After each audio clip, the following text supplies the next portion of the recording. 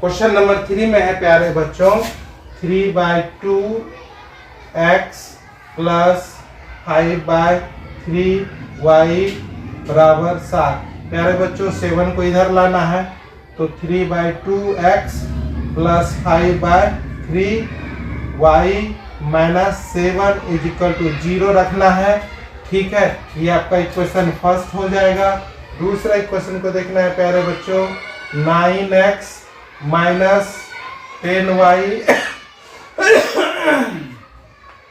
बराबर 14। इस 14 को इधर लाना है प्यारे बच्चों 9x माइनस 10y माइनस 14 बराबर 0। ये समीकरण 2 में होगा। ठीक है प्यारे बच्चों, याद रखना है कि बराबर के अगर राइट में प्लस में है तो बराबर के लेफ्ट आने पर माइनस हो जाएगा। सेम बात यहाँ पे भी अप्लाई हो रहा है। तो इन चीजों को प्यारे बच्चों आपको ध्यान में रखना होगा। ठीक है, ये नियम है।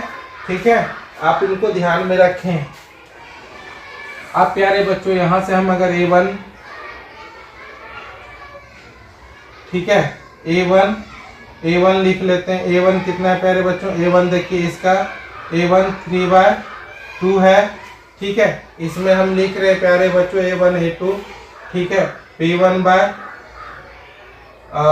5/3 है और c1 क्या है?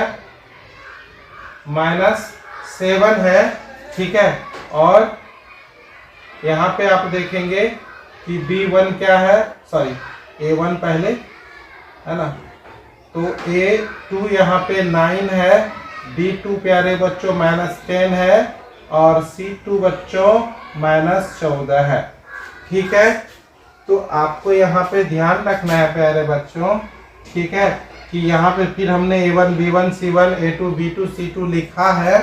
लिखने का कारण बच्चों ये है कि ये फ्रैक्शन में दिया हुआ है और अक्सर आप फ्रैक्शन में गलती करते हैं। ठीक है प्यारे बच्चों, तो चलिए बिना गलती किए हुए हम लोग सीखें कि दोबारा हम लोगों को गलती ना करना पड़े। a1/a2 प्यारे बच्चों जरा सा भी नहीं घबराना है। a1 में क्या है 3। ठीक है, आप चाहें तो बिल्कुल नियम से आए अगर आपके समझ में नहीं आ रहा है। ठीक है, तो ये लाइन है, ये लाइन खींच दिए। अच्छा, a1 वाले को ऊपर लिखना है 2 आया। ठीक है प्यारे बच्चों, और इसके नीचे a2 9 है प्यारे बच्चों, लिखना है। क्लियर है?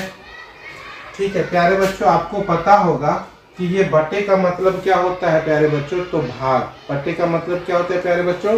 भाग होता है। तो आप मान के चलिए 3/2 में भाग दे रहे कितना से? 9 से। तो प्यारे बच्चों जब आप 9 से भाग देंगे तो क्या लिखेंगे आप? 3/2 और गुना 1/9 है ना प्यारे बच्चों, ऐसा लिखेंगे। ठीक है, भाग का चिन्ह गुना में बदल जाता है तो नीचे वाला ऊपर चले जाता है। ये तो आपने पढ़ा ही होगा, अगर नहीं भी पढ़ा है तो आप यहाँ से समझ जाइए इसको। ठीक है, 3 का टेबल में 1 बार में और ये 3 बार, मतलब 3 का पारा पढ़ेंगे 1 बार में और ये 3 बार में, तो 1/6 आएगा। उम्मीद है प्यारे बच्चों कि आप ये समझ रहे होंगे। ठीक उसी प्रकार से b1/b2 करेंगे। ठीक है, तो आप समझे ये लाइन के बदले लाइन प्यारे बच्चों। अब 5/3 है तो 3 लिखना है।